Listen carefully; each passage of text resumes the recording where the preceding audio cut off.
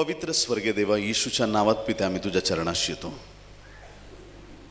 पुन्हा एक वार आम्ही प्रार्थना करतो. स्वर्गीय बापा, आम्हा प्रत्येकाच्या अंतःकरणाचा ताबा तू घे. हे सत्र प्रभू तू आशीर्वादित कर. आपल्या वचनाद्वारे आमच्या अंतःकरणाची तू भेट घ्यावीस अशी आम्ही तुझकडे प्रार्थना करतो. स्वर्गातून येणारा तुझा शब्द आमच्या कानी पडू देत आणि जे बदल तुला आमच्यात घडवून आणायचे ते घडून येऊ देत प्रभू. आज या संमेलनाद्वारे प्रभू अनेक मातापित्यांमध्ये प्रभू ती जागरूकता तू निर्माण कर की त्यांची लेकरं किती मूल्यवान आहेत देवाच्या नजरेत आणि त्या लेकरांनी तुझ्या सानिध्यात सामर्थ्यात वाढणं किती गरजेचं आहे. प्रभू अशी दया कर प्रभू, आमच्या सर्व प्रियजनांवर, पूर्ण मंडळीवर तुझा आशीर्वाद दे. धन्यवाद. हा वेळ समय तुझ्या हाती घेतलास. आमच्याशी बोल, आम्ही तुझं बोलणं ऐकत आहोत प्रभू. ही सर्व प्रार्थना उद्धारक येशू याच्या गोड, पवित्र आणि सर्वोच्च नावात मागतो म्हणून पिते ऐक. आमेन. आमेन. प्रभूची स्तुती असो. पहिल्या सत्रात आपण पाहिलं फक्त म्हणजे पॅरेंट्स कसे असले पाहिजेत आणि त्यांनी लेकरांची कशी काळजी घ्यायची, लेकरं किती महत्त्वाचे आहेत, कशा प्रकारे आपण त्यांच्याशी वर्तन ठेवावं. तर आता ह्या दुसऱ्या सत्रात आपण पाहणार आहोत की एक चांगला आदर्श ख्रिस्ती परिवार कसा असला पाहिजे. एक किंवा एक खूप चांगला परिवार आहे.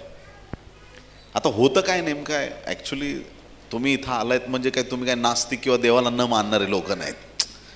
तुम्ही इथं पोहोचलायत म्हणजे तुमची प्रभूवरती श्रद्धा आहे म्हणून तुम्ही इथं आलात.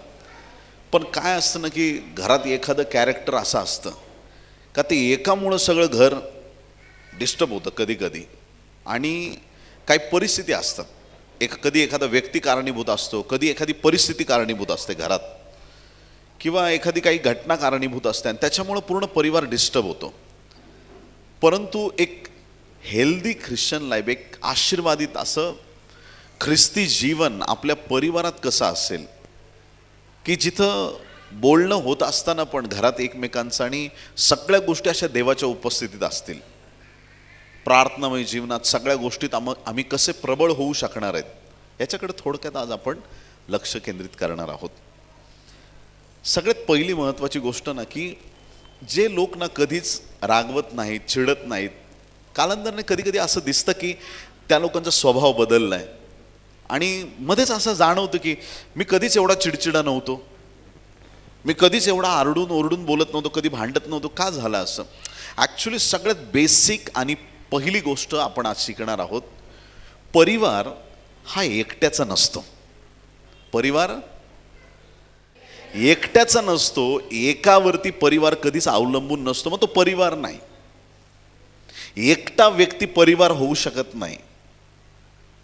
आणि म्हणून जर परिवार एकट्याचा नाही, परिवार सगळ्यांचा मिळू नये, तर सगळ्यात पहिली गोष्ट घरातील प्रत्येक व्यक्तीने घराची जबाबदारी घेतली पाहिजे. प्रत्येक गोष्टीमध्ये घरातील प्रत्येक व्यक्तीचा सहभाग पाहिजे. हे माझं काम नाही, ते तू कर. एकट्याच्या जीवावरती अख्खं घर चाललंय, चूक आहे. एकटीच स्त्री काबड कष्ट करते, घरात ती जेवण बनवते आणि मग नंतर काय होतं, ब्लड रिपोर्ट केले जातात. मुलाचं हिमोग्लोबिन 14, बापाचं हिमोग्लोबिन 14 आणि आईचं 4. का? कारण की जेवायला बसलं की ही बाळा 2 पीस अजून घे. ते बाळ म्हणतं मला अजून दे, हिच्या ताटातले पण बाळ घेऊन टाकतं आणि बाळाचा बाप तर अजून खतरनाक. तर ह्या गोष्टींमुळं काय होतं की एकाच व्यक्तीवरती सगळा लोड आल्यामुळे, मग तो घरातील कामाचा असो, सगळी जी जबाबदारी आहे ना जेव्हा आपण वाटून घेतो. आता उदाहरणार्थ मला कोणी सांगितलं 200 किलोचं वजन आहे उचलायचं. आता मी तर काही शमशोन नाही, काय नाही, मी उचलतो नाही. पण जर आपण एवढ्या सगळ्यांनी अर्धा अर्धा 1-1 किलो वाटून घेतलं सगळ्यांनी मिळून उचलता येईल का नाही आपल्याला ते सहजतेने. मी करतो म्हणण्यापेक्षा आपण करू ह्याच्यात जास्त सामर्थ्य आहे.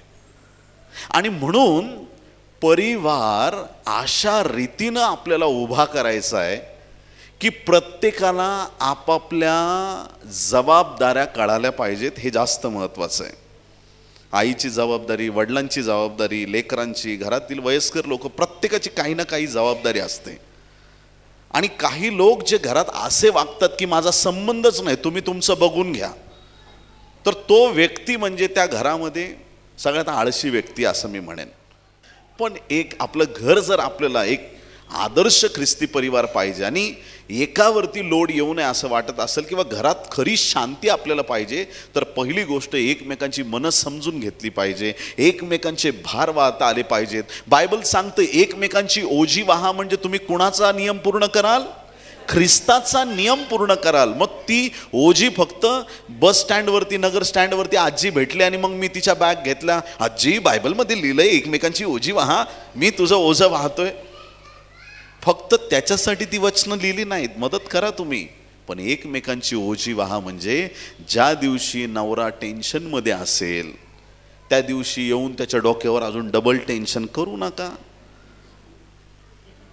ज्या दिवशी पत्नी रागात असेल तापलेल्या तेलावर पाणी शिंपडू नका. समजतंय का सगळ्यांना? प्रभूची स्तुती असो. मग एकावरतीच आम्ही बर्डन देता कामा नये. आदर्श परिवार तोच आहे ख्रिस्ती परिवार की जे सगळेजण आपापल्या जबाबदाऱ्या वाटून घेतात.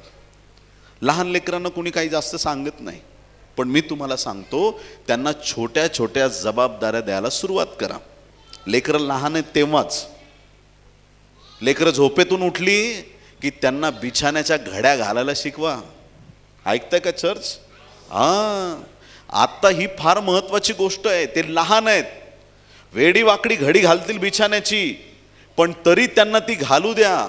जी लेकरं लहानपणी बिछाण्याच्या घड्या घालत नाहीत, पुढं मोठे होऊन आयुष्याची घडी बसत नाही, आयुष्यातली घडी विस्कटते. कारण लहानपणी जी शिस्त लावणं गरजेचं होतं ते आईबापाने लावलं नाही. माझा सोन्या लई लाडाचा, आई माझी सोनी, नको ग बाळा, मी आहे ना, मी मरुस्तवर करेल तुझं, तू काही करू नको, तू बिछाण्यावरती पाय घे बरं वरती आणि बस तू तिकडं, मी आणून देते ना आयतं ताट. सासू देणार आहे का ताट आणून? नगरच्या सासू असं करतात. मग अख्ख्या महाराष्ट्रातल्या पोरी नांदायला नगरच निवडतील. मला तर बाई नगरच पाहिजे. देणार का कुठली सासू? नाही. आज आईची ही जबाबदारी आहे, आज वडिलांची जबाबदारी आहे, लेकरांची जबाबदारी, परिवारातील सगळ्यांची जबाबदारी वाटून घ्या. आणि आपल्याकडे एक फार विचित्र प्रकार आहे, बोलू का नको बोलू. ऐक, काय होतं ना, कधी कधी लेकरं चुकतात आणि लेकरं चुकलेच पाहिजेत, चुकतात. मग काय होतं की लेकरं चुकलेत, आईला किंवा वडिलांना कळतं. वडिलांना कळलं तर वडील धापाटात येतात, फाट समजत नाही तुला, असं तसं. मग लेकरू आईकडे जातं, मम्मी डॅडीनी मारलं. मग मम्मी खोटं खोटं का होईना त्या बापावर सगळा त्या मुलाचा राग काढते. हो तुम्हाला समजत नाही का मारलं तुम्ही लेकराला? होतं लेकराकडून असं. मग त्याच्यामुळे त्या लेकराच्या मनात काय बसतं माहिती आहे का? माझा बाप लई वाईट आहे आणि माझी आई लई चांगली आहे. पण ह्याच्यात तुम्ही एक चूक केली आहे. त्या लेकराच्या चुकीमध्ये तुम्ही सहभागी होऊन त्याला चूक करण्यास तुम्ही प्रोत्साहन दिलंय. पण जर ते लेकरू रडत आलं तर तुम्ही हे म्हणायला पाहिजे, तुला कळालं का तुला का मारलं ते? कारण की तू ही चूक केली, परत करू नको. अहो आता तो परत चूक करणार नाही, त्याला परत मारू नका, संपला विषय. प्रत्येक गोष्ट या रीतीने आपण सॉल्व केली तर त्यामुळे घरात एक मन एक विचार राहणार आहे. प्रत्येकाच्या जबाबदाऱ्या आहेत, त्या प्रत्येकाला कळणं गरजेचं आहे. जखर आणि आलिशिबा. आता आलिशिबा वांज होती, जखऱ्या याजक आहे, धूप जाळण्यासाठी देवाच्या पवित्र भवनात गेलाय. आणि तो कालावधी असा होता ना की जखऱ्यापासून ते मत्तायाच्या पुस्तकापर्यंत हा जो मधला 400 वर्षांचा कालावधी आहे ना, देव कोणाशी बोलत नव्हता. आणि अचानकपणे त्या पवित्र स्थानामध्ये देवदूत प्रकटला. जखऱ्या, आज तुझी प्रार्थना स्वर्गात ऐकण्यात आली आहे. तुझी स्त्री वांज आहे, तुला पुत्र होणार आहे. सगळ्या गोष्टी ऐकून तो थक्क झाला. तो म्हणतो, खरं कशाहून मानू, खरं कसं मानू. आजपासून तू मुका. म्हणजे तो मुका नाही, बोलण्यापासून मुका गेला, त्याचा म्यूट झाला, तो बोलणं बंद. जास्त चिन्ह मागू नका देवाकडे. हालेलुया. बोलतोय ना. देवदूत दिसणं काही सोपी गोष्ट आहे?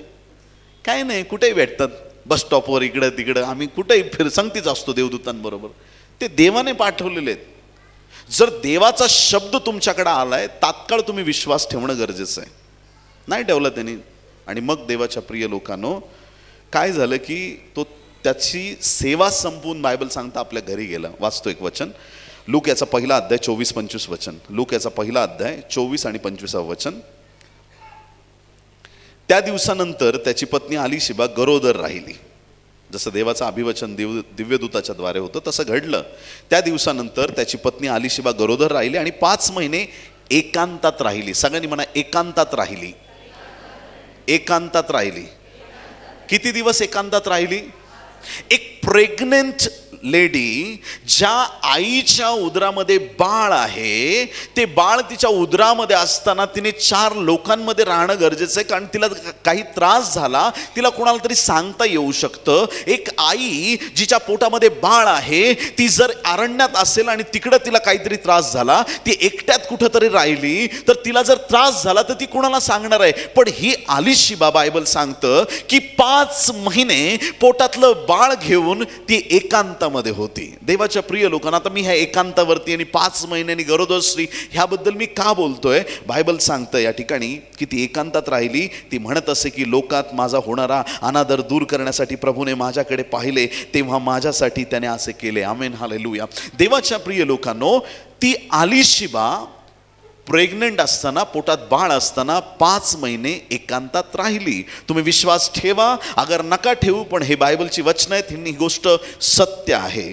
देवाच्या प्रिय लोकांनो, तुमच्या पोटात बाळ असताना, म्हणजे माझ्या माता बहिणींशी मी बोलत आहे की ज्यावेळेस बाळ पोटात असतं त्या 9 महिन्यात तुम्ही कसं बिहेव करता, तुम्ही काय करता, तुम्ही बायबल वाचता का, तुम्ही प्रार्थना करता का, त्या सर्व गोष्टींचा परिणाम तुमच्या बाळावरती होत असतो. आता हे मी वचनातून का बोलतो? कारण की 5 महिने अलीशिबा एकांतात होती आणि अरण्यात घोषणा करणाऱ्याची वाणी तो योहान पुढे झाला. हालेलुया.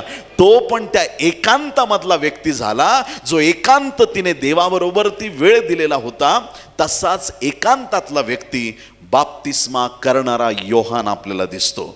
ज्या आयांना वाटतं की माझा मुलगा मोठा होऊन प्रभूचा दास व्हावा, पूर्ण प्रेग्नेन्सीमध्ये बायबल वाचायला सुरुवात करा. तुमच्या लेकरावरती ते आशीर्वाद येतील. प्रियांनो, त्या काळामध्ये तुम्ही कसं बिहेव करता? ज्या माता प्रेग्नेन्सीमध्ये चिडचिड करतात, खूप रागराग करतात, लेकरं पण नुसते त्यांना कसं आहेस बाळा की लगेच हात लावला का लगेच क्वॅ, अलाराम भोंगा लगेच चालू झाला, सायरन वाजायला सुरुवात होते. तुम्ही पहा आणि ह्या गोष्टीचा आज नंतर विचार करा. हे प्रिपरेशन आहे, ही तयारी आहे, ही जबाबदारी आहे. लेकरं जगात येत आहे ज्यावेळेस तुम्हाला कळतं तुमची परिवारात जबाबदारी आहे की त्या लेकरांसाठी उत्तम त्या गोष्टी केल्या पाहिजेत. ती जबाबदारी आहे. आता जुन्या करारात पण एक स्त्री वांज होती, तिच्या पतीचं नाव मनोहा होतं. आणि शास्त्रेच्या पुस्तकात ही सुंदर घटना नमूद करण्यात आलेली आहे. पलिष्ठचे लोक खूप त्रास द्यायला लागले इस्रायल लोकांना, आणि कोण सोडवणार त्यांना? त्या पलिष्ठ्यांपासून फार मोठा प्रश्न देवाच्या लोकांसमोर आहे. सगळे आक्रोश करत असतील, प्रार्थना करत असतील, आणि त्यांची प्रार्थना परमेश्वराने ऐकली. आणि एक स्त्री होती, त्या स्त्रीला देवदूताने दर्शन दिलं आणि तिला सांगितलं की तुला मुलगा होणार आहे, नाजीर होईल तो. नाजीर, नाजीर म्हणजे काय? नाजीरला 3च नियम असायचे. नाजीरच्या केसांना वस्त्र लावायचं नाही, घ्यायचं नाही, आणि तिसरी गोष्ट प्रेताला स्पर्श करायचा नाही. असा नाजीर, तो नाजीर होणार आहे आणि तो इस्रायल लोकांना पलिष्ठ्यांच्या तावडीतून सोडवणार आहे. नवरा आल्यानंतर तिने सांगितलं, महाराज स्वामी असं असं झालंय. देवदूत आला डायरेक्ट, त्यांनी सांगितलंय. आता यांनी परत प्रार्थना केली आणि ह्याने देवाला विनंती केली की देवा परत त्या दूताला पाठव, मला परत ऐकायचंय तू काय सांगितलंय. कसं आहे ना की नेगेटिव्ह गोष्टीवर माणूस लगेच विश्वास ठेवतो. देव चांगलं सांगतो त्याच्यावर लवकर ठेवत नाही. जखऱ्याने पण तेच केलं, मनोहाने पण तेच केलं. जेव्हा जगात तुम्ही सगळीकडून अपयशी होताना मग देव जेव्हा तुम्हाला काहीतरी चांगलं सांगतो, खरंच का देवा, होणार आहे का देवा, कधी करणार देवा, असं होईल का, हो देवा पाठव परत त्याला, परत त्याची तीच प्रार्थना. आणि मग देवाच्या प्रिय लोकांनो, परत त्या स्त्रीजवळ तो देवदूत उतरलेला आपण पाहतो आणि तिला तो बोलतोय. आणि मग तिथं काय घटना घडली वाचू आपण. शास्ते 13वा अध्याय 9 ते 14 वचनं पटकन वाचूया. शास्ते 13, 9 ते 14. देवाने मानोहाचे म्हणणे ऐकले. ती स्त्री शेतात बसली असताना देवदूत तिच्याकडे पुन्हा आला. आधी आला होता, आता पुन्हा आला, पण तिचा नवरा मानोहा तिच्याबरोबर नव्हता. म्हणून त्या स्त्रीने लवकर धावत जाऊन त्याला सांगितले, त्या दिवशी जो माणूस माझ्याकडे आला होता त्याने मला दर्शन दिले आहे. मानोहा निघाला व आपल्या स्त्रीच्या मागोमाग गेला आणि त्या माणसाजवळ जाऊन त्याने विचारले, आपण ह्या स्त्रीशी संभाषण केले होते काय? तो म्हणाला, होय मीच.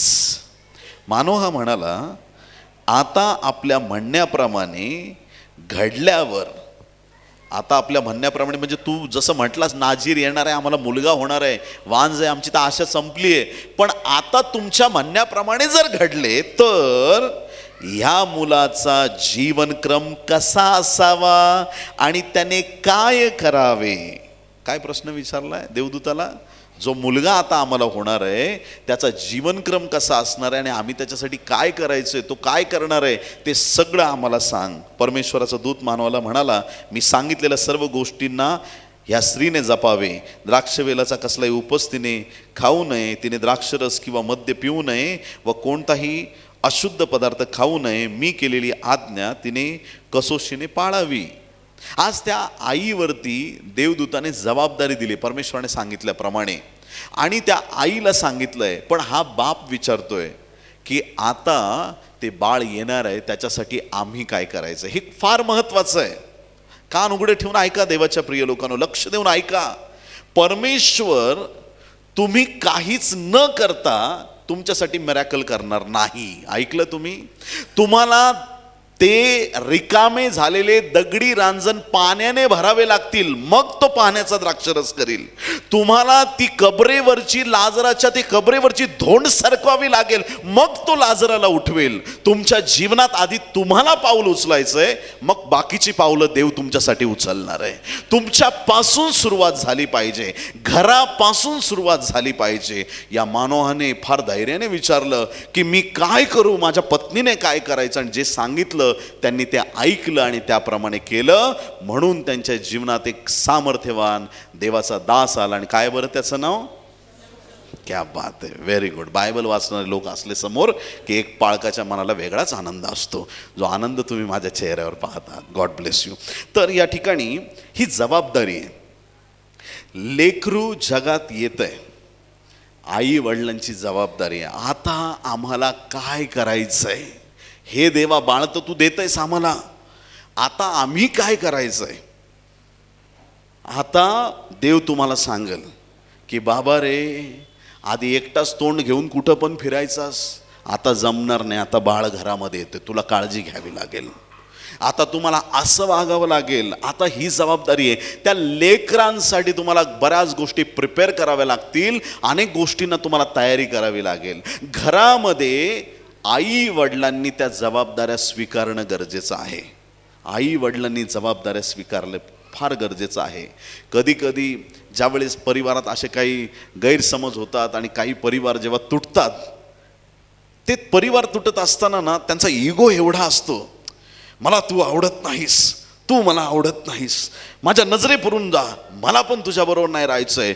घटस्फोट घेतला, सगळं संपलं. अरे तो स्फोट झालाय परिवाराचा, नुसता घटस्फोट नाहीये. त्या लेकरांचं काय? ते लेकरं जर आईकडं लेकरं गेले तर तो बाप त्या लेकरांच्या प्रेमासाठी तरसणार आहे आयुष्यभर. एक निर्णय चुकला, सगळी गणितं चुकली. पण तेच जर प्रेमाने आम्ही जिंकू शकलो, ते जर एकमेकांची मनं समजावून घेतली तर त्या बालमनावरती कुठल्याही प्रकारचे वाईट परिणाम होणार नाहीत. कुठल्याही प्रकारचे शेवटचे निर्णय घेण्याआधी लेकरांचा विचार करणं गरजेचं आहे. आणि मग ज्यावेळेस सिंगल पॅरेंट म्हणून ज्यावेळेस लेकरांना सांभाळण्याची वेळ येते कधी कधी, तर ते फार वेदनादायी आणि ते फार त्रासदायक असतं. काय त्या लेकरांची चूक आहे? आईबाप जिवंत असताना त्यांना दोघांचं प्रेम मिळत नाही आणि मग फार मोठ्या संकटांना सामोरे जावं लागतं. मग थोडा आपला इगो थोडा सुट्टीवर पाठवून देऊ या लाईफमध्ये. किती लोक आमेन म्हणणार आहेत? मी पुरुष आहे, मी असं आहे तसं आहे. नाही, कर मदत. हालेलुया. माझ्या माता बहिणी एवढं कामकाज करतात. ताप आला तरी, नवरा घरी आला तर थांबा, मी तुमच्यासाठी चहा करते. तो म्हणतो काय झालं, तुझं तोंड का उतरलंय, ताप आलाय. अगं मग कशाला करते? नाही करते मी. नाही, मीच करणार. आणि तो पण माठ्या तिथंच बसून राहतो, कर म्हणतो. याला काय अर्थ आहे प्रिया? त्या नवऱ्याने म्हटलं पाहिजे, प्रिये तू खुर्चीत बस, रोज तू माझ्यासाठी चहा करतेस, आज तू आजारी आहेस, मी तुझ्यासाठी चहा बनवून आणतो. हा परिवार आहे प्रियांनो. इथं कोण मोठं कोण लहान हा विषय चाललेला नाही. अरे कॉम्पिटिशन कोणाची? कॉम्पिटिशन करायची आहे तर जगात जाऊन करा. स्पर्धा परीक्षा द्या, नाही तर बाकीच्या गोष्टी करा, तिथं काहीतरी कॉम्पिटिशन करा. रेसमध्ये धावायला जा. जिथं तुम्हाला कॉम्पिटिशन करायची तिथं तुम्ही करायची सोडून तुमचा आवाज घरी वाढतो. बाहेर फटके खाऊन येणार आणि सगळी दादागिरी घरात दाखवणार. काय उपयोग आहे तुमचा? जर तुझ्यात हिंमत आहे तर तिथं जाऊन बोल ना चौकात. हेच आत्ता तिथून फटके खाऊन आला, तिथं बोल. नाही बोलणार. काही लोकांची सगळी दादागिरी घरामध्ये आहे. नको. आज ना आम्हाला प्रत्येकाला आमची जबाबदारी घरामध्ये काय आहे ते कळालं पाहिजे. पैसे कमवणं कोणाची जबाबदारी? मग एखादा कमवतोय तर मग त्याचं डोकं खायचं का? आणि ना थोडंसं सावध व्हा प्रियांनो, थोडं सावध व्हा.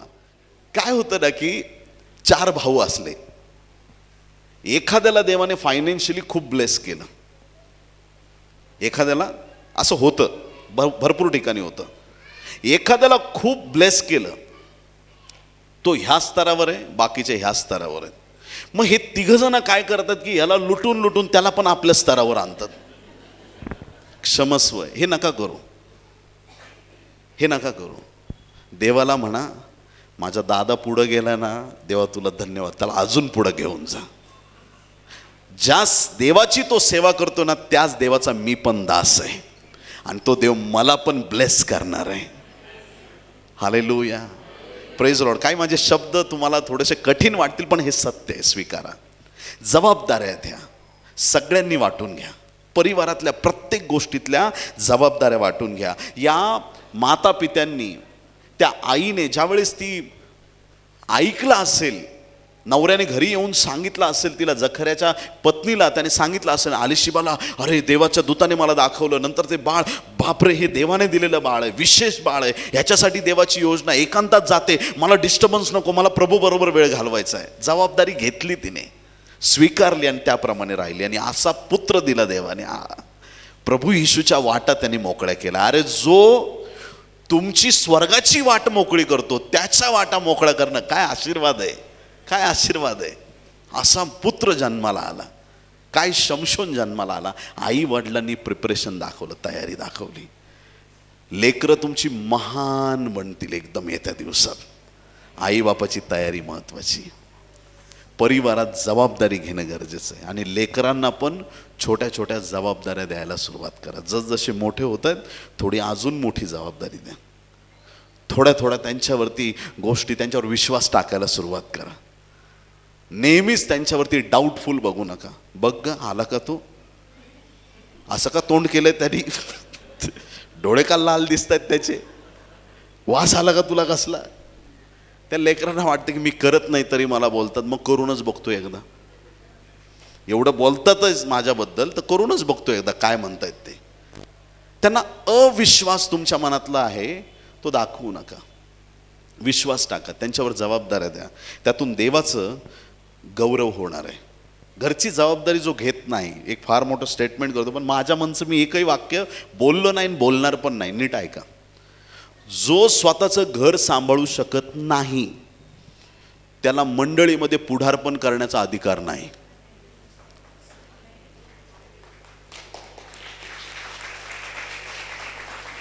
आता हे सगळं लिहिलंय बायबलमध्ये. तिमोथेला पहिले पत्र 3 अध्याय 4 आणि 5 वचन. तिमोथेला पहिले पत्र 3 अध्याय 4 आणि 5 वचन. आपल्या घरची व्यवस्था चांगली ठेवणारा कोण?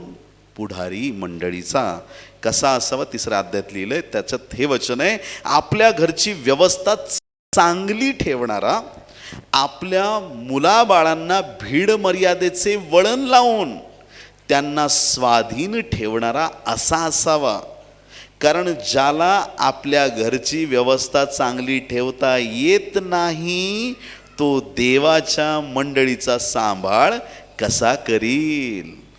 इथं घरातले 4 डोके सांभाळता येईनात आणि एवढी मोठी मंडळी, मला द्या, मी बघतो, मी आहे ना. विमान कोसळलं तरी चालेल पण पायलट मलाच करा. त्याला विमानाचं काही घेणं देणं नाही. देवाच्या प्रिय लोकांनो, हे पाळक, हे सगळे पदाधिकारी, तुम्हाला काय वाटतं? तुम्ही निवडताय त्यांना? देव निवडतो प्रियांनो, देव निवडतो. लक्षात ठेवा माझे शब्द. दानिएल 2:21 मध्ये लिहिले, घरी जाऊन शांत चित्ताने वाचा. राजाला स्थान भ्रष्ट करणारा तो देव आहे. त्याच्या हातात आहे कोणाला कुठं बसवायचं. आणि ही जबाबदारी ज्यावेळेस आपण मंडळीमध्ये घेतो त्यावेळेस आम्हाला मंडळीचा भाग किंवा ते काम ते करायचंच आहे. पण त्याच्या आधी आमच्या परिवारात आम्ही जबाबदारी घेतोय का हे पण तेवढंच महत्त्वाचं आहे. आमेन. दुसरी महत्त्वाची गोष्ट, पहिलं तर कळालं आपल्याला की सगळ्यांनी जबाबदारी घेतली पाहिजे. आता जबाबदारी घेतली. आता दुसरी महत्त्वाची गोष्ट, कौटुंबिक वातावरण. आता एका मित्राला मी विचारलं, कसं आहे तुझं कौटुंबिक वातावरण? तो मला 18 डिग्री सेंटीग्रेड, कारण AC मध्ये मला 18च आवडते. आमच्या घरात उष्णता बिलकुल चालत नाही. आम्ही दिवस रात्र 18 डिग्री सेंटीग्रेडवर ठेवतो. असं तुमचं जर 18 डिग्री असेल तर मग उपयोग नाही. घरातलं वातावरण, कौटुंबिक वातावरण कसं पाहिजे? बऱ्याचदा घरामध्ये वातावरण डिस्टर्ब असतं आणि कधी कधी लेकरांना आईबापच चिडवत असतात. ऐकताय का? तुम्ही नाही करत असं, पण एक मला वाटतं सांगावं म्हणून मी सांगतोय. तुम्ही चांगले पॅरेंट्स आहेत. इफिसियन्स पत्र 6 अध्याय 4 वचन. इफिसियन्स चॅप्टर 6 वर्स 4. बापांनो, हे बापांनो, ऐकताय का? बापांनो, तुम्ही आपल्या मुलांना चिडीस आणू नका, तर प्रभूच्या शिस्तीत व शिक्षणात त्यांना वाढवा. चिडीस आणू नका. आता लेकरांना चिडीस कसं आणलं जातं? कधी कधी काय होतं की एक भाऊ मी पाहिलाय, त्या भावाने बापाला सांगितलं की मला एक बाईक पाहिजे. वडील म्हटले नाही घेऊ शकत मी. मुलगा असा जेमतेम पास होणारा 35, 40, 45च्या रेंजमधला. बाप त्याला म्हटलं, जर फर्स्ट क्लास जर 12वीला पाडलास ना, मी तुला गाडी घेतो. आता पोराने अशी जिद्द धरली का त्यांनी 60% पाडलेच त्यांनी 12वीला. रिझल्ट घेऊन आला आणि बापाला दाखवला. बाप म्हणला, चला हट, माझ्याकडे पैसे नाहीत, मी नाही घेऊ शकत. मग तिथून तो एवढा डिस्टर्ब झाला की तिथून पुढं त्यांनी बापाला बोलायचं सोडून दिलं. आणि बापाला पण वाटलं की जाऊ दे, नाही बोललं तर चालेल. आणि मग ते त्यांचं रिलेशन पुढं शेवटपर्यंत, बाप मरेपर्यंत ते खराबच पाहिलं मी, खराबच. सांगण्याचं तात्पर्य हे की खोटी आश्वासनं लेकरांना करू नका, त्याने ते चिडचिडे होतात. बाळा आपण असं करू, मी तसं करतो तुझ्यासाठी, हे ते सरप्राईज द्या. आमेन. जे तुम्हाला उत्तम त्यांच्यासाठी करता येईल ते नक्की करा, परंतु कुठल्या गोष्टीने ते चिडीस येतील ते आम्हाला टाळणं जास्त गरजेचं आहे. आपल्या लेकरांवरती आम्ही असं प्रेम करावं, त्यांना असं देवाच्या राज्यात वाढावं, पण त्या काळात आम्ही त्यांना चिडीस आणू नये, ही देवाची इच्छा. आमच्या घरातलं वातावरण स्थिर राहण्यासाठी. काही परिवार असतात आणि घरातले असे 1-2 कॅरेक्टर असतात, म्हणजे घड्याळात किती वाजू, त्यांच्या तोंडावर 12 कंटिन्यू वाजलेल्या असतात. म्हणजे असं वाटतं की 12 वाजल्याने सेल संपला. पुढं काठच जातच नाही. कधी बघा एकदम काका बरे आहेत का तुम्ही? काका बरे आहेत का तुम्ही? आणि मग ते घरात वातावरण पण तसंच एकदम सिरियस राहतं, हसणं माहीत नसतं त्या घरात. आणि मग तो सिरियस माणूस बाहेर गेला की मग सगळे हसून खेळून घेतात. तो आला का, ए सावधान, सगळे लगेच एकदम सॅल्यूट आणि एकदम टाईट कंडिशन. खूप धाक असला ना, लेकरं कधीच मन मोकळं बोलत नाहीत. कंटिन्यू छडी घेऊन माग, असं नाही असं, असं नाही असं. लेकरं एकदम आई बापाच्या क्लोज येत नाहीत, बोलत नाही. माझं तर म्हणजे माझ्या आई वडिलांनी म्हणजे असं जीव लावला म्हणा किंवा काय असं काही रिलेशन होतं. कारण की ख्रिश्चन परिवारातच मी जन्माला आलो आणि माझे आई वडील एकदम धार्मिक प्रार्थनेतले आणि त्याच वातावरणात मी वाढलो. वडील एका मुंबईतल्या फार मोठ्या मंडळीत सेक्रेटरी होते काही वर्ष आणि एक छान सुंदर फॅमिली बॅकग्राऊंड मला मिळालं. मी प्रभूला धन्यवाद देतो. आणि मग त्या वातावरणात असं व्हायचं ना की काही पण मी आईला वडिलांना सांगायचो, काही पण, काहीच लपवत नव्हतं. आज पण तसाच आहे. बोलो येशू मसीह की. ते बॉन्डिंग तयार झालं पाहिजे लेकरांशी. ते लपाछुपीचं वातावरण घरात नको आहे, गपचूप नको, शांत, कोणाला न सांगता ते घरात नको आहे वातावरण. एवढं मोकळं वातावरण पाहिजे. म्हणजे असं बॉन्डिंग आई वडिलांबरोबर आमचं पाहिजे. मोकळं मन घरामध्ये, दबाव नाही, प्रेशर नाही कुठल्याही गोष्टीचं. त्यांना मन मोकळं करावं असं वाटलं ना, त्या लेकरांना एकदम मन मोकळेपणाने सांगता आलं पाहिजे. त्यांच्या चुका पण त्यांना मन मोकळेपणाने सांगता आल्या पाहिजेत.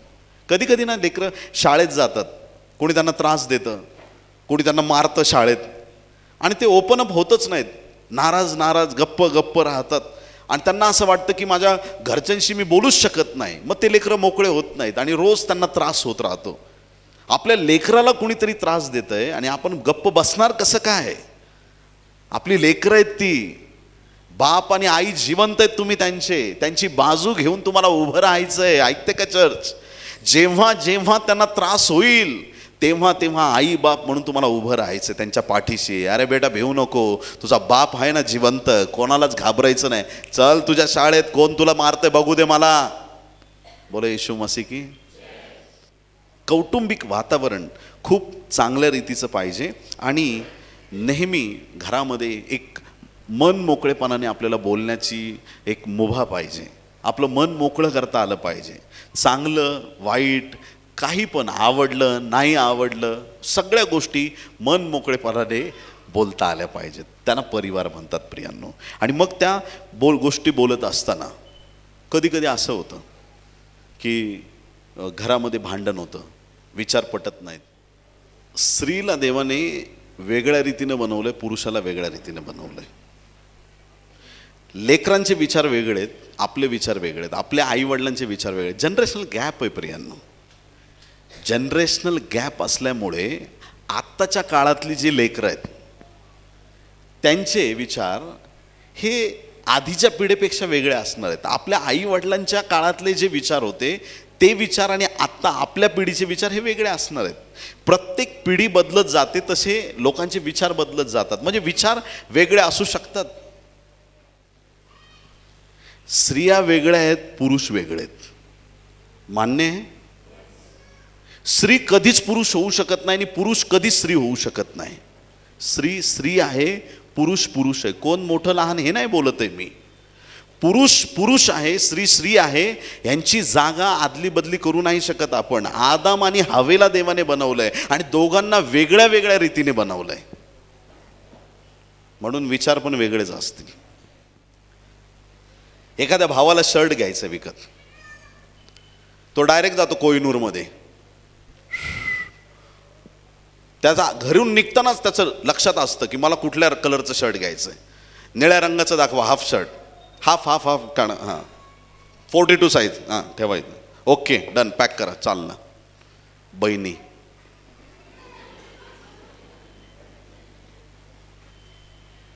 अगं बाई कुठल्या दुकानात जाऊया ग? थांब मी तिला फोन करते. जायचंय संध्याकाळी, डिस्कशन सकाळपासून आहे. 5 वाजता ठरलं कुठं जायचं ते. जाऊन पोहोचली पहिल्या दुकानात. क्या क्या नया डिज़ाइन है सब निकालो, त्या सगळ्या डिज़ाइन समोर. अभी ये डिज़ाइन में दूसरा कलर दिखाओ, और ये कलर में दूसरा डिज़ाइन, और दूसरे कलर में तीसरा डिज़ाइन. हे असं 1 तास चालल्यानंतर 500 रुपयाची साडी ती म्हणते बाजूच्या दुकानात 10 रुपयांनी कमी आहे, मी नाही घेत, मी चालले. अख्खं दुकान खाली काढून ठेवल्यावर. फरक आहे स्त्रियांमध्ये आणि पुरुषांमध्ये. विचार हे नेहमी वेगळे असणार आहेत. एक फार मोठ्या ट्रंकमधून एखादी छोटीशी वस्तू जर पुरुषाला घ्यायची आहे, तो जातो, ती ट्रंक उघडतो, डायरेक्ट हात घालतो, ती वस्तू त्याला भेटते, खिशात घेतो, निघून जातो. स्त्रियांचं तसं नाही. त्यांच्याकडे एक मॅजिक पर्स असते. त्या एवढ्याशा पर्समध्ये सर्व विश्व सामावलेलं आहे.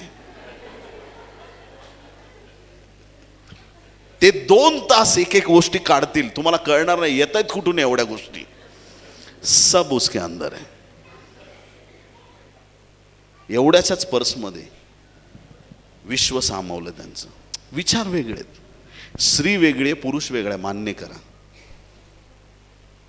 मग आता स्त्रिया वेगळ्या आहेत, पुरुष वेगळे आहेत, तर विचारांमध्ये बदल असणारच आहेत.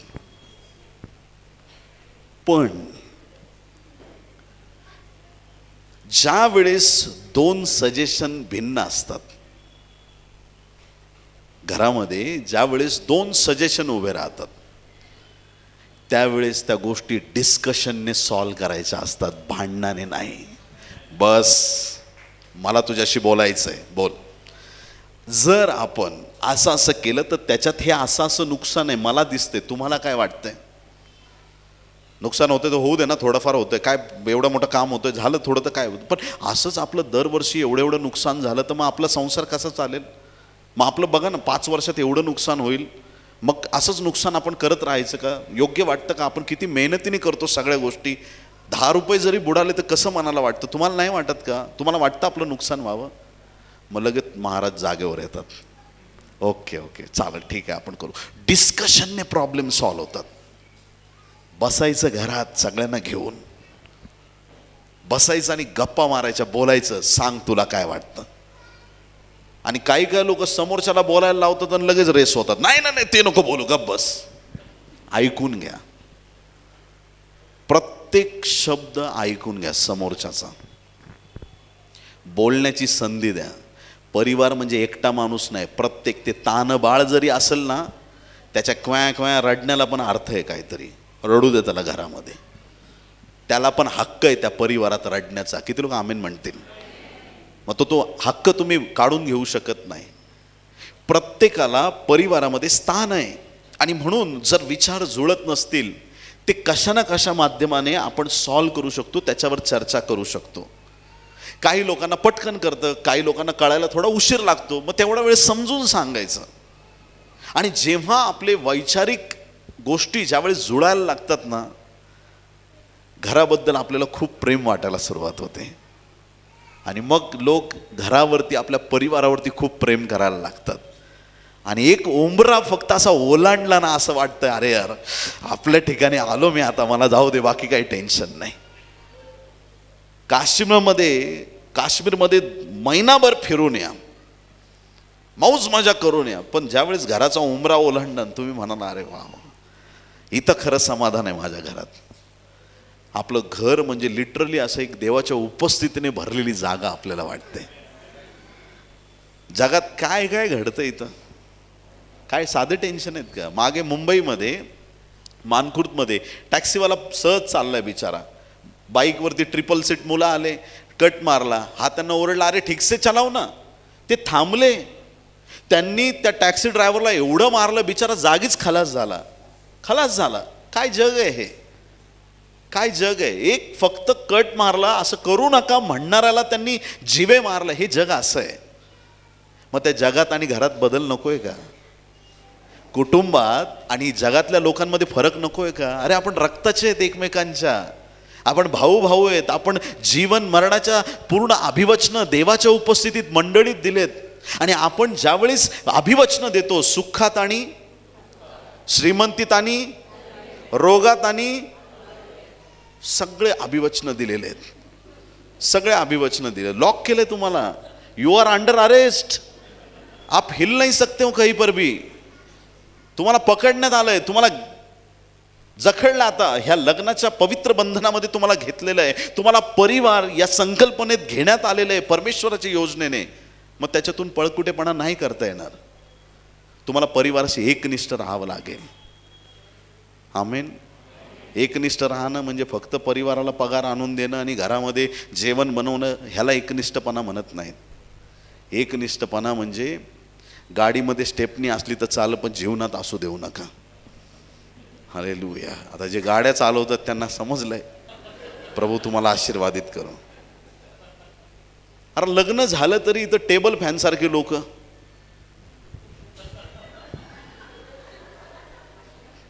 इफिस्कराच्या पत्राबद्दल देवाला धन्यवाद. पतींनो, आप आपल्या पत्नींवर प्रीती करा. आपापल्या शब्दाला अंडरलाईन करा घरी जाऊन. फार महत्वाचं आहे. ऑप्शन नाही आहे या जीवनाला दुसरा. जर ही एकनिष्ठता परिवारात असेल तर वादविवाद घरात होणारच नाहीत. समजदारी असेल. एखाद्याचा आवाज खूप वाढला तर आज आम्ही प्रेमाने प्रत्येक गोष्ट सॉल्व करता आली पाहिजे. रागाने आणि भांडणाने गोष्टी सॉल्व होत नाहीत. लेकरं बघतात असं ओरडल्यानंतर कामं होतात, मग ते पण ओरडायला सुरुवात करतात. जे आवाज आपले वर्शिपमध्ये उंच व्हायला पाहिजेत ते घरात उंच होतात आणि संपूर्ण समाजाला कळतं आज इथं काहीतरी प्रोग्राम दिसतोय.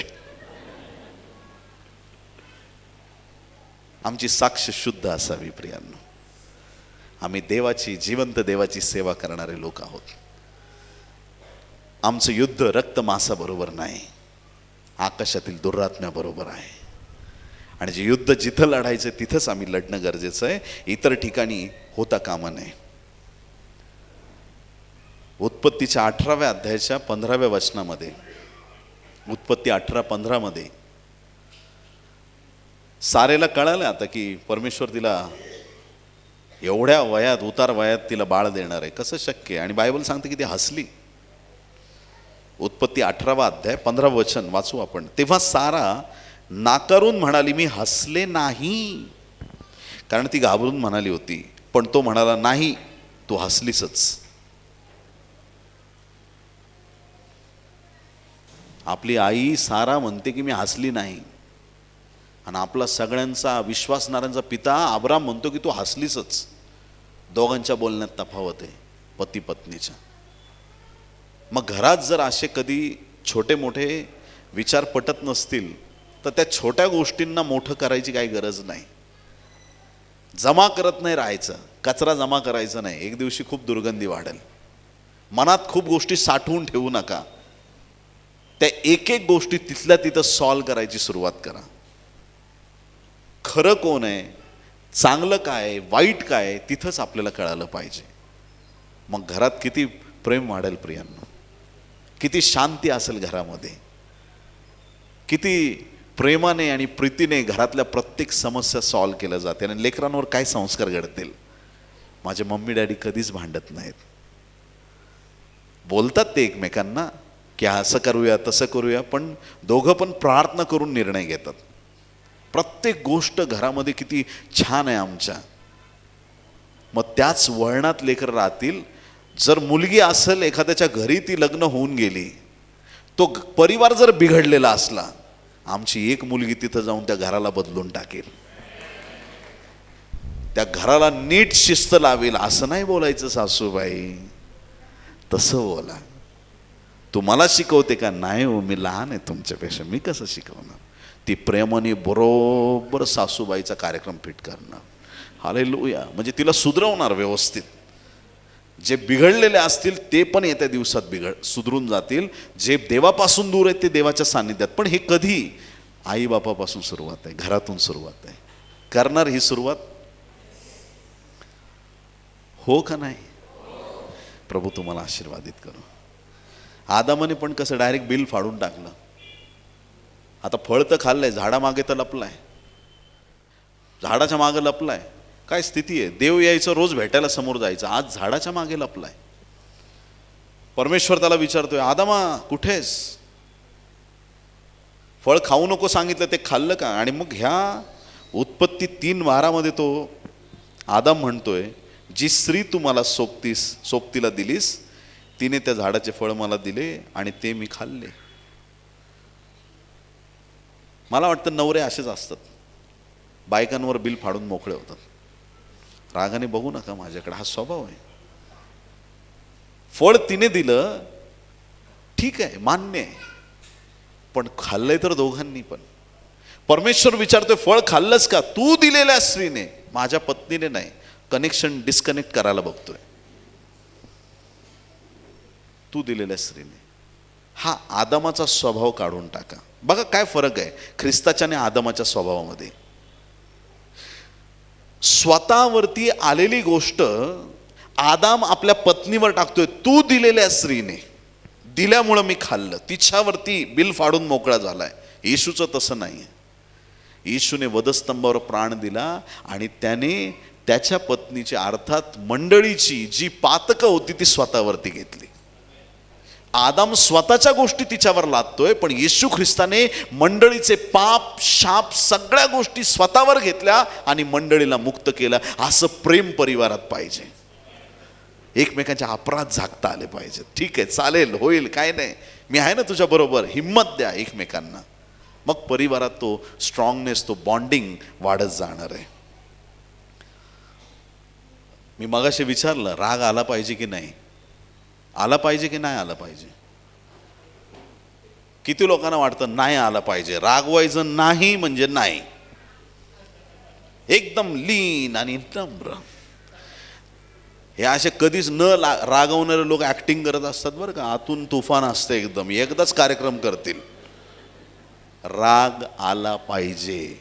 मुर्द्यांना राग येत नाही, जिवंत लोकांना राग येतो. ऐकलं का तुम्ही? बायबल सांगतं इफिस 4:26 तुम्ही रागवा. परमिशन दिली आहे बायबलने तुम्हाला. ऐकलं तुम्ही? काय करा? तुम्ही रागवा, परंतु पाप करू नका. तुम्ही रागात असताना सूर्य मावळू नये. म्हणजे करायचं तर पण कसा राग? थोड्या वेळासाठी. नुसतंच राग करायचं नाही. कंटिन्यू नुसते आदळआपट करायची नाही. कंटिन्यू चिडचिड असं नाही करायचं. एखादी गोष्ट नाही आवडली तुम्ही सांगू शकता.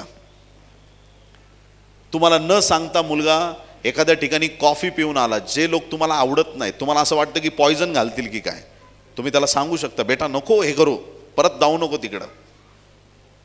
तोच मुलगा एखाद दिवशी दारू पिऊन आलास, परत पिऊ नको बरं का बाळा, बदडून काढा त्याला.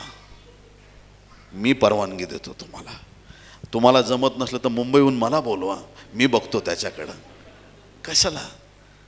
जिथं रागवायचंय तिथं रागवा, पण लेकरांना नीट आपल्या म्हणण्यात ठेवा. आणि एकदा ते हातातून निघून गेले ना, मग ते पाळकाचंही ऐकत नाहीत आणि आईबापाचंही ऐकत नाहीत. एकदा त्यांना कळालं ना का ह्या जगात मी बिंदास कसं वागायचं ते वागू शकतो, ते समाजातले एक घाण बनून जातात प्रियांनो. आणि अनेकांना त्रास देणारे असे ते लेकरं बनतात पुढं. आणि मग ज्यावेळेस लोक भेटतात, एखादा वयस्कर माणूस चाललाय आणि मग हा भटकन त्याला एकदम सटकन काहीतरी बोलून मोकळा होतो, आणि तो म्हातारा माणूस म्हणतो, बाळा तुला आईबापाने तुला हेच शिकवलं का? त्याच्या आई बाप काढले जातात आणि मग त्या मुलाचा अपमान होत नाही, त्या जन्मदात्यांचा अपमान होतो. आज आम्ही परिवारातलं वातावरण प्रार्थनामय ठेवणं, मन मोकळं ठेवणं आणि कम्युनिकेशन स्ट्रॉंग करणं हे फार महत्त्वाचं आहे. समजून सांगा. कळालं सगळ्यांना? एक मुलगा होता, एक गंमत सांगतो तुम्हाला. एक मुलगा होता आणि त्याला सवय लागली, कागद दिसला की फाडून टाकायचा. कागद दिसला की फाडून टाकायचा. घरी लाईट बिल आलं, लाईट बिल, कागद यायला, लाईट बिल फाडून टाकायचं. न्यूजपेपर आला, फाडून टाकायचं. परीक्षेला गेला शाळेत, प्रश्नपत्रिका, थोड्या वेळ उत्तरपत्रिका, कागद दिसला की फाडायचा. डॉक्टरकडे नेलं, सायकेट्रिस्टकडे, प्रिस्क्रिप्शन लिहून दिलं, आता नाही फाडणार तुमचा मुलगा. काय बघा एवढे औषधं द्या. काय दिले? कागद फाडून टाकला. म्हणे आता हे बाबालाच न्यावं लागलं, एखाद्या बाबाकडे दाखवावं लागलं, याला मांत्रिकाकडे नेलं. बाबासमोर बस, चाल डोळे बांध, चल. हां बाबा मुलगा कागद फाडतोय. बाबा म्हणला असं सांग मी करतो काहीतरी. कागदावर मंत्र लिहिला, पोराला दिला. पोराडी कागद दिसला की फाडून टाकायचं. एक सेवक असाच घरी आला, त्यांच्या घरच्यांनी सांगितलं हा मुलगा कागद फाडतो, प्रार्थना करा, काहीतरी करा पास्टर, काहीतरी करा पाळक साहेब, मुलगा कागद फाडतो. काय ऐकत नाही. पाळक साहेब गेले, कानात त्या मुलाला काहीतरी बोलले, डोक्यावर हात ठेवला, गॉड ब्लेस यू म्हणले, निघून गेले. आणि पोरांनी कागद फाडायचं सोडून दिलं. बोलो येशू मसीह की. आता घरच्यांना प्रश्न पडला, म्हणजे झालं काय नेमका? मग पाळक साहेबांना परत बोलवलं. म्हणे 8 दिवसापूर्वी तुम्ही आलात आणि त्या दिवसापासून एकही कागद फाडला नाही त्याने. काय केलं काय तुम्ही? काय म्हणालात? काय केलं काय तुम्ही? पाळक साहेबांनी सांगितलं काय नाही, त्याच्या कानात मी एवढंच सांगितलं, बाळा आज नंतर कागद फाडू नको. कारण सगळ्यांनी त्याला कुणीच म्हटलं नाही कागद फाडू नको. प्रत्येकजण त्याला मंत्र देतोय, त्याला औषधं देतोय, त्याला फटके देतोय, त्याला काय काय करतोय, पण कुणी त्याला सांगितलं नाही. समजून सांगण्याचं महत्त्व आहे. लेकरांशी बोलायला सुरुवात करा. लेकरांचे फ्रेंड वापरूया. किती लोक आमेन म्हणतील? लेकरांचे आई बापाकडे बघितलं ना, माझी मम्मा माझी फ्रेंड आहे, माझा बाप माझा एकदम बेस्ट फ्रेंड आहे, मला जे बोलायचं मी बिंदास बोलू शकते. हालेलुया. ते घरात कम्युनिकेशन, ते प्रेम, तो जिव्हाळा वाढला पाहिजे. तिसरी शेवटची गोष्ट मी सांगेन आपल्याला. आता ऐकताय तुम्ही? प्रभूची स्तुती असो. प्रत्येक परिवाराचा मंडळीमध्ये, देवाच्या राज्यामध्ये काहीतरी सहभाग पाहिजे. खूप महत्वाचं, सगळ्यात महत्वाचं. काही अतिहुशार लोक चर्चला जात नाहीत. माझा प्रभू इथे पण आहे. काही चर्चला जायला पाहिजे. ऐका, येशू ख्रिस्त मंडळीला घेण्यासाठी येणार आहे. नोहाच्या काळात जे तारवाच्या आत होते ते वाचले का बाहेर होते ते वाचले? आत होते ते वाचले. मग आत्ता पण तसंच आहे. जे मंडळीत असतील तेच वाचतील, बाकीच्यांची गॅरंटी नाही. मंडळीत तुम्हाला सहभाग असणं फार गरजेचं आहे. आणि मग मंडळीत ज्यावेळेस तुम्ही येता, मंडळीशी जुडले जाता, मंडळीत तुम्ही येऊन थांबता, बसता, वचन ऐकता, सहभागी होता, जे वचन येतं, जे देवाचं सामर्थ्य, त्या गोष्टींच्या द्वारे आपले स्वतःचे आशीर्वाद मोकळे केले जातात. त्या गोष्टींवर मनन केल्याने आणि फक्त देवाच्या उपस्थितीत आल्याने आपले आशीर्वाद मोकळे केले जातात. आपल्या लेकरांना संडे स्कूलला पाठवायला सुरुवात करा. जे लोक चर्चला येत नाहीत, असे लोक जे तुमच्या एरियात, तुमच्या आजूबाजूला आहेत, त्यांना परेशान करून टाका आजपासून. शनिवारी जायचं त्यांच्याकडं, उद्या चर्चला जायचं आहे आपल्याला. त्यांना देवाकडं घेऊन या, प्रभूच्या राज्याकडं त्यांना घेऊन या. आणि परिवारात जे लोक असतील की जे देवाकडे येत नाहीत, चर्चकडे येत नाहीत, त्यांची पावलं चर्चकडे वळवणं गरजेचं आहे. किती लोक आमीन म्हणणार आहे? हालेलुया. कितीतरी लोक ते फ्रंटला येणार नाहीत. याचा अर्थ आपल्या मंडळीतील प्रत्येक व्यक्ती महत्त्वाचा आहे. ख्रिस्ताच्या शरीराचे आपण भाग आहोत. प्रत्येक व्यक्ती महत्त्वाचा आहे. म्हणून मंडळीत आल्यानंतर यांनी मला सलाम केला नाही, तो माझ्याकडं बघत नाही, तिने मला ती जागा दिली नाही, मला फॅन खाली जागाच मिळाली नाही. अरे एका खुर्चीसाठी स्वर्गाचं राज्य गमवून बसशील बाबा. चर्चमध्ये मला ती जागा मिळाली नाही, मला हे नको ते नको. चर्चमध्ये आलात, माणसासाठी येऊ नका, देवासाठी या. तो तुम्हाला आशीर्वादित करणार आहे, तुमच्या मुलाबाळांना आशीर्वादित करणार आहे.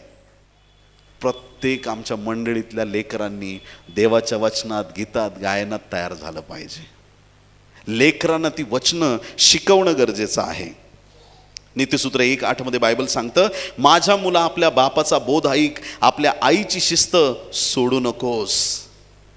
बापाचा बोध ऐक, आईची शिस्त सोडू नको. बरं ठीक आहे, म्हणजे त्यांना चांगलं शिक्षण मिळावं म्हणून देवबाप सांगतोय.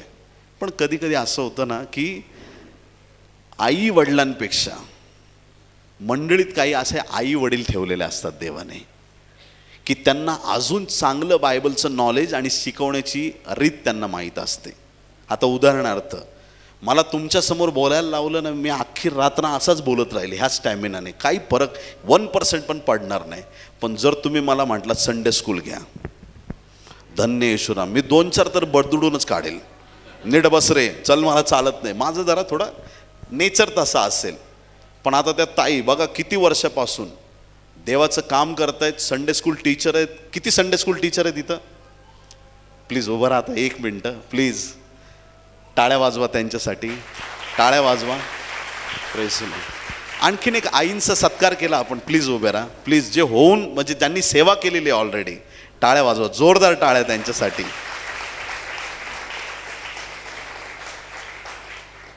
हे ट्रेनर आहेत, यांनी आर्मी बनवली आहे, हे घडवणार आहेत, हे फार मोठं देवाचं काम करत आहेत. देवाच्या प्रिय लोकांना त्यांना कॉलिंग आहे, पाचारण आहे देवाचं, की त्यांनी लेकरांना शिकवावं. ते पाचारण प्रत्येकाकडं नाही आहे. मग आम्ही विश्वास टाकून, परमेश्वरावर विश्वास टाकून आपली लेकरं संडे स्कूलला पाठवली पाहिजे. ज्या मंडळीचा तुम्ही भाग आहात, तुमची लेकरं तिथं संडे स्कूलमध्ये गेलीच पाहिजेत. आमेन. Thank you so much. आपण बसू शकता. खूप चांगलं काम आपण करत आहात, प्रभूला धन्यवाद. लहान लेकरं म्हणजे कोऱ्या वह्या आहेत. लहान लेकरं कोऱ्या वह्या आहेत. येत्या दिवसात त्याची पुस्तकं होणार आहेत, प्रिंट केली जातील पक्की. आता वह्या आहेत, खाडाखोड करायचं तुम्हाला अधिकार आहे. बेटा असं नाही, खाडाखोड, बेटा तसं नाही, असं नको, नाही नाही नाही असं नाही, असं करायचं, असं बोलायचं, मोठ्यांना तसं नाही बोलायचं, बाबा तसं नाही, तसं नाही, असं कर. तुम्ही आत्ता खाडाखोड करा. एकदा प्रिंट झालं ना, कोणाच्या बापाला जुमानणार नाहीत ते. नंतर एकदा हातातून गेले, संपला विषय. ही वेळ आहे आपल्याकडं. म्हणून आजच आम्ही या गोष्टींचा विचार करणं गरजेचं आहे. आजच याच्यावरती मनन करणं गरजेचं आहे. अनुवाद 11 अध्याय 18 आणि 19 वचन. अनुवाद 11, 18 आणि 19 वचन. म्हणून तुम्ही माझी वचने आपल्या ध्यानीमनी साठवून ठेवा. कोणी? आपण सगळ्यांनी. ती चिन्हादाखल आपल्या हातांना बांधा आणि आपल्या डोळ्यांच्या मध्यभागी कपाळपट्टी म्हणून लावा. तुम्ही तुमच्या मुलाबाळांना ती शिकवा आणि घरी बसलेले असताना, मार्गाने चालत असताना, निसताना उठताना त्याविषयी बोलत जा. प्रभूला धन्यवाद असो. देवाच्या प्रिय लोकांनो, बायबल सांगतं की तुमच्या लेकरांना तुम्ही देवाचं वचन शिकवा. घरात शिकवा, दारात शिकवा, जिथं जिथं शक्य होईल तिथं तिथं देवाचं वचन शिकवा. आज लेकरांचं शिक्षण महत्त्वाचं आहे. आज त्यांचं भवितव्य महत्त्वाचं आहे. त्यांच्या चांगल्या ईटिंग हॅबिट्स असणं गरजेचं आहे. केर कचरा त्यांना चारू नका. रोजच नूडल खातोय असं करू नका, नूडलसारखा होईल एक दिवशी. काही उपयोग नाही. हेल्दी फूड त्यांना खायला शिकवा. पालेभाज्या त्यांना खायला शिकवा. नाही तो खातच नाही. एक सोपं काम तुम्हाला सांगतो. लेकरांना तुम्हाला जर काही चॉकलेट द्यायचं, काहीतरी गिफ्ट द्यायचं आहे, ते डायरेक्ट असं उगाचच कधीच द्यायचं नाही. ऐकलं सगळ्यांनी? उगाच तुमच्या मनात आलं आज तुला मी चॉकलेट देतो, नाही. त्याला सांगायचं, एवढी भाजी आणि पोळी तू खा, तुला मी एक गिफ्ट देणार आहे, सरप्राईज. तुझ्यासाठी मी चॉकलेट ठेवलं आहे. जसं ते काहीतरी चांगलं करतील, त्यांना काहीतरी सरप्राईज करा. लेकरं हळूहळू त्या गोष्टीत तयार होतील. आणि तुम्ही म्हटलात तो खातच नाही, तिला चालतच नाही, ती करतच नाही, मग ते अजून जास्त तुम्हाला चमत्कार दाखवतील, अजून जास्त डोक्यावर बसतील. त्याच्यामुळं तुम्ही आईबाप आहेत, ते तुमचे आईबाप नाहीत. आज नंतर अगदी सक्तीने 5 अर्पणं होती जुन्या करारामध्ये, त्यातली 2च अर्पणं सक्तीची होती. 3 अर्पणं द्यायचे तर द्या, नाही तर नका देऊ. तसं त्या 2 अर्पणांसारखं, दोषार्पण पापार्पणासारखं आज आपल्या लेकरांना कंपल्सरी काही असो, त्यांना देवाच्या राज्यात वाढावंच लागेल. त्यांनी चर्चकडे आलंच पाहिजे. किती लोक आमेन म्हणतील? हालेलुया. प्रभूची स्तुती असो. आज नंतर आम्ही नक्कीच मंडळीमध्ये सहभाग घेऊया आणि प्रत्येक मंडळीच्या ॲक्टिव्हिटीमध्ये आपण सहभाग घेऊ आणि प्रभूचं काम पुढं घेऊन जाण्याचा प्रयत्न करू.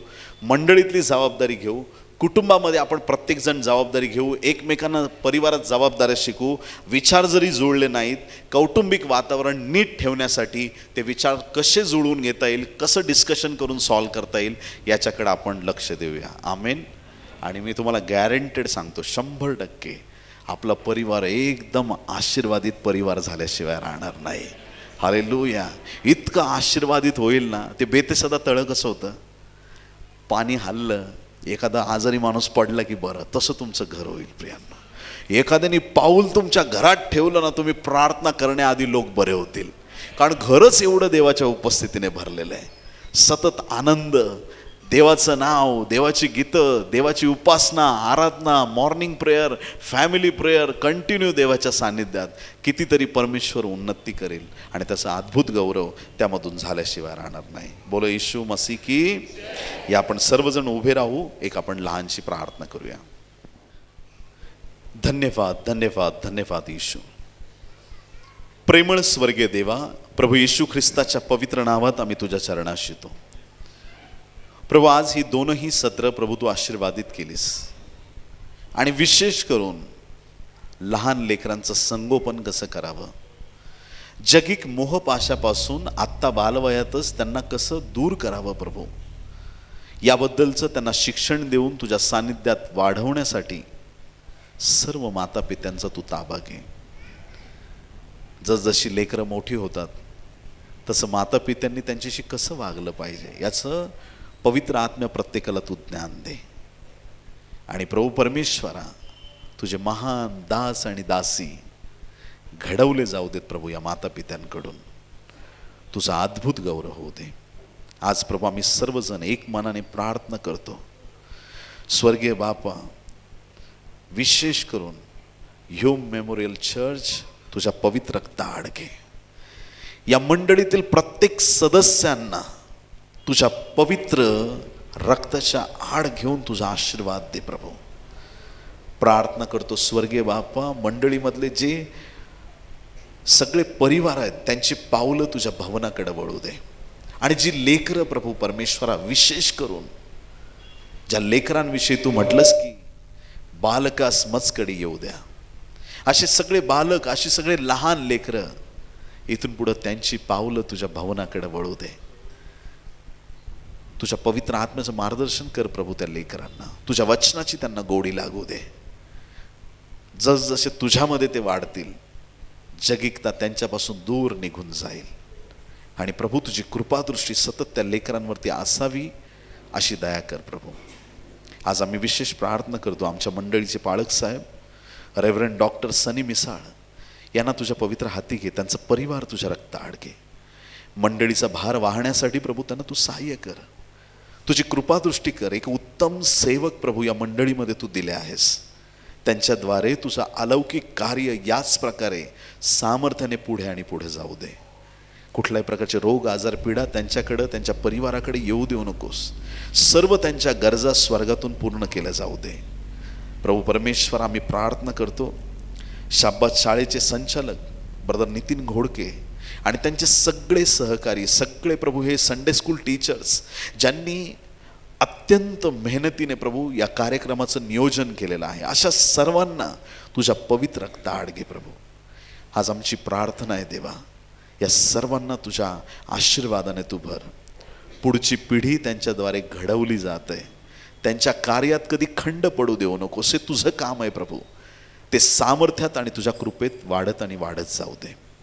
आज आमची प्रार्थना आहे स्वर्गीय बापा, येथे उपस्थित प्रत्येक माझ्या भावा बहिणीला तुझ्या आशीर्वादाने तू भर. सगळ्या माता पित्यांना, लहान थोरांना, सगळ्यांना आशीर्वादित कर प्रभू. कळकळीने विनंती करतो आजच्या वचनाद्वारे, आज जो संदेश आम्ही तुझ्याकडून ऐकला त्या वचनाद्वारे प्रभू आज प्रत्येकाच्या घरात बदल दिसू देत राजा.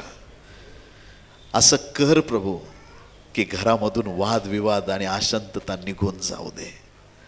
येशूच्या नावात तुझी पवित्र शांती प्रत्येक परिवारात प्रस्थापित कर.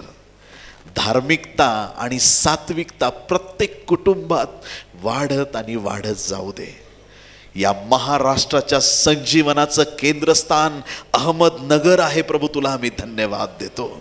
ही अहमदनगरची भूमी प्रभू तू आशीर्वादित केलेली आहे, तुला आम्ही धन्यवाद देतो. आमच्या महाराष्ट्राचं भूषण आहे प्रभू, तुला आम्ही धन्यवाद देतो. प्रभू परमेश्वरा, इथलं संजीवन वाढत आणि वाढत जाऊ दे प्रभू, तुला धन्यवाद देतो. आज आमच्या प्रार्थना धुपाप्रमाणे तुझ समोर सादर झाल्या. येथून पुढचा सगळा वेळ समय आम्ही तुझ्या हाती देतो. ही सर्व प्रार्थना उद्धारक येशू याच्या गोड, पवित्र आणि सर्वोच्च नावात मागतो, म्हणून मी ते ऐक. आमेन, आमेन. टाळ्या वाजून प्रभूला धन्यवाद देऊया.